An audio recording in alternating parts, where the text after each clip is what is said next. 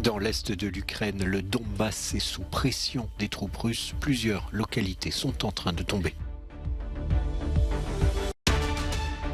La Colombie s'apprête à élire ce dimanche son nouveau président qui, pour la première fois de l'histoire récente du pays, pourrait être de gauche. En Espagne, l'immense réserve naturelle de Doñana est en train de s'assécher, en cause la surexploitation des nappes phréatiques pour irriguer les immenses champs de fraises.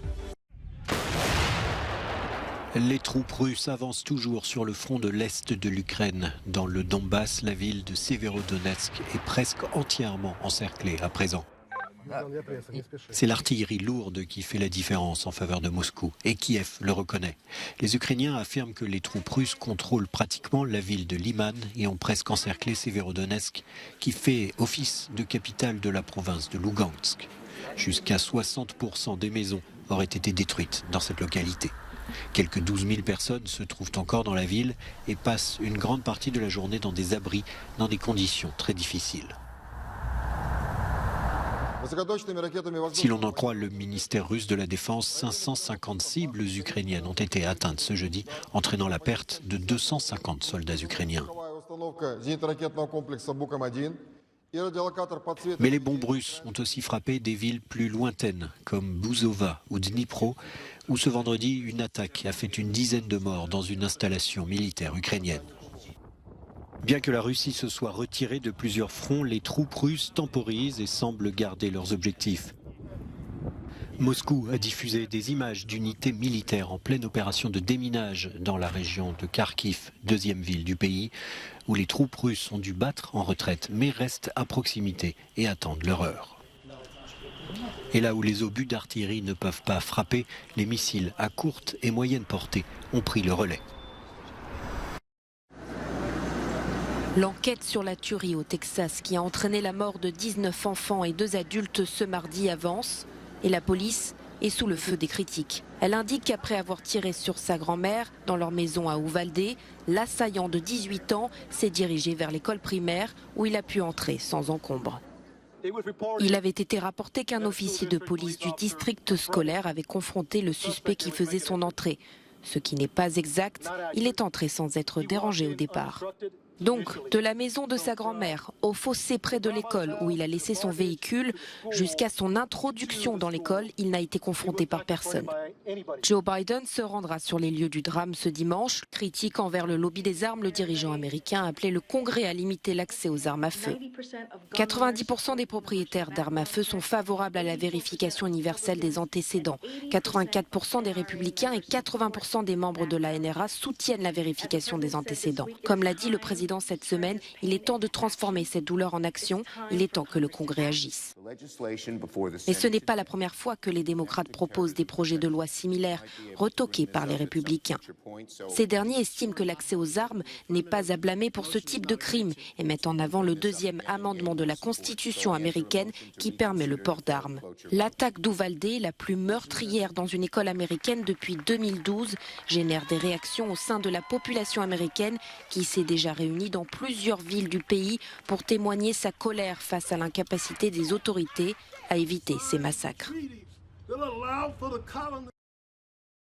Au moins une cinquantaine de personnes ont été abattues dans l'est du Burkina Faso mercredi. Le gouverneur de la région a déclaré que ces exécutions ont été commises par des individus armés non identifiés dans la localité de Madjouari, occupée par des groupes djihadistes. Des témoins sur place indiquent que les habitants tentaient de quitter les lieux après avoir été privés de ravitaillement pendant une semaine. La population et l'armée au nord et à l'est du Burkina Faso sont régulièrement attaqués par des djihadistes présumés. Après un coup d'État en janvier, les militaires au pouvoir ont promis de mettre fin à l'insécurité. Une tâche visiblement difficile à accomplir. Selon l'AFP, ces 2 derniers mois, quelques 200 personnes sont mortes. Dans ce pays d'Afrique de l'Ouest, les violences attribuées au mouvement djihadiste ont lieu depuis 2015 et ont déjà fait plus de 2000 morts et quasiment 2 millions de déplacés. Les Colombiens et Colombiennes sont appelés aux urnes ce dimanche pour élire leurs futurs dirigeants qui, pour la première fois de l'histoire récente du pays, pourraient être de gauche.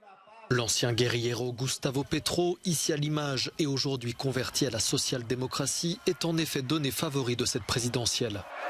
Ce sénateur et ancien maire de Bogota a fait du changement l'emblème de sa campagne. Comme colistière pour la vice-présidence, il a choisi Francia Marquez.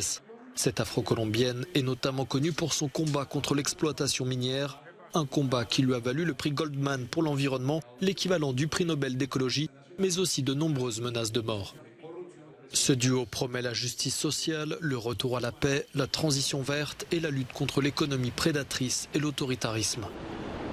Dans cette élection, ils auront face à eux le candidat conservateur Federico Gutiérrez qui promet ordre et sécurité. L'ancien maire de Medellín a pris soin de se démarquer du président sortant de droite dure Iván Duque qui ne peut se représenter et de l'ancien président Álvaro Uribe englué dans des démêlés avec la justice. Parmi les autres candidats figure notamment Rodolfo Hernández, un entrepreneur au discours populiste auquel s'est ralliée la candidate franco-colombienne Ingrid Betancourt. Ce scrutin qui se déroule après 4 années marquées par la pandémie, une forte récession et une aggravation de la violence des groupes armés dans les campagnes se tient également dans un climat de vives tensions politiques et de menaces d'assassinat contre plusieurs candidats, dont Gustavo Petro qui ne s'exprime plus en public que derrière une haie de boucliers blindés. La grève nationale du printemps 2021 qui a été sévèrement réprimée par la police a révélé l'ampleur des frustrations populaires face à la pauvreté et aux inégalités. Au cours du dernier mandat, aucune grande réforme de fond n'a été entreprise pour répondre à cette demande de justice sociale. En Espagne, le parc national de Doñana, l'une des plus grandes zones humides d'Europe, se meurt. Inscrit au patrimoine mondial de l'UNESCO, ce parc est menacé par l'agriculture intensive des fraises, très gourmande en eau, une eau qui ne cesse de diminuer. En cause, réchauffement climatique et surexploitation des nappes phréatiques, souvent par le biais de puits illégaux. La surexploitation des eaux souterraines détruit les zones humides de Doñana et je suis très sceptique. Nous avons besoin de changements radicaux, des changements radicaux qui incluraient l'arrêt de la surexploitation des eaux souterraines et la fermeture des puits, ce qui doit être fait par l'administration. Nous devons arrêter de prélever autant d'eau et limiter les prélèvements actuels en les réduisant de moitié. Les cultures ont besoin de l'eau dont elles ont besoin. Dans la municipalité d'Almonte, nous avons 4200 hectares de terres irriguées. S'ils réduisent l'approvisionnement en eau de moitié, nous devrons réduire de moitié les cultures. Nous devrons réduire notre exploitation de 2100 hectares. Ce sera notre perte. Un projet de régularisation des exploitations illégales déchire agriculteurs, élus et militants écologistes. Un projet sans danger pour ce représentant de Vox. À Huelva, il n'y a pas de problème d'eau, c'est un mensonge, un problème artificiel qui a été créé. Doñana n'est pas en danger si ces travaux sont effectués. Le problème a une solution simple qui consiste à transférer l'eau de la rivière El Chanza jusqu'au comté. C'est aussi simple que cela. Cette solution a des jours comptés, car quand il y a un manque de pluie, il y a un manque partout. Le changement climatique nous affecte et affecte les bassins excédentaires. Donc ce que nous devons faire, c'est repenser le modèle Doñana. En 2014, le gouvernement andalou avait voulu remettre de l'ordre dans la culture des fraises. 9000 hectares avaient été régularisés, mais 2000 autres ont été classés comme illégaux. Première région exportatrice de fruits rouges en Europe, la province andalouse de Huelva, où se situe Doñana, produit 300 000 tonnes de fraises, soit 90% de la production espagnole.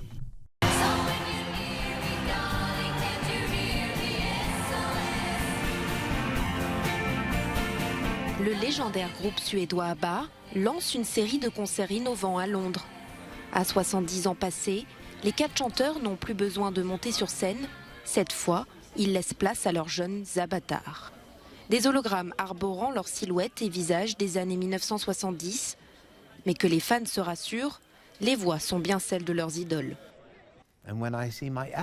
Quand je vois mon avatar sur scène, ça devient vraiment un mélange. C'est comme si j'avais en quelque sorte donné de la vie à ce type que l'on voit à l'écran.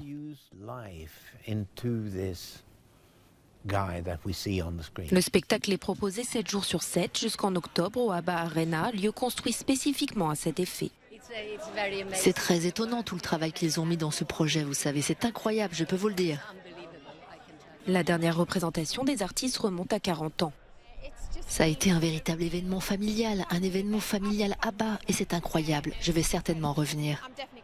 La série de concerts londoniens à bas voyage pourrait être suivie d'une tournée mondiale. Une chose est sûre, la technologie participe à la vie éternelle du groupe.